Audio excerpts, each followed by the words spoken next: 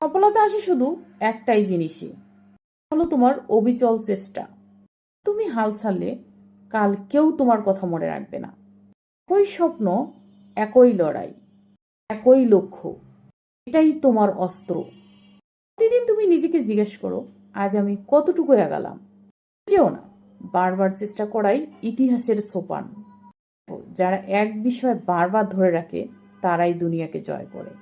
তাকালে সময় নষ্ট হয়, আর সামনে তাকালে সফলতা অপেক্ষা করে।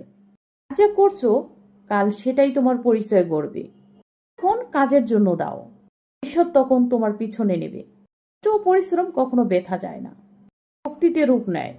সন্দেহ করো না, কাজ তোমার পরিচয়। দেখো, যারা কাজের প্রতি অবিচল তারাই দুনিয়া জয় করে। মানুষ একা নিজের ভয়কে জয় করতে পারে, মানুষ অন্যদেরকেও পথ দেখায়। আর স্বপ্ন ব্যর্থতা কিছুকে শক্তিতেই পরিণত করে। সে নিঃশব্দ, কাল তার সাহস দুনিয়াকে থামিয়ে দেবে। ছোট ভাবনা, কারণ তোমার ভিতরে বিশাল আগুন লুকিয়ে আছে। তো দুঃখ ব্যথা তার জেদকে আরো অদম্য করে। দেখো, যারা ভিন্ন পথে লড়তে জানে তারাই ইতিহাস গড়ে।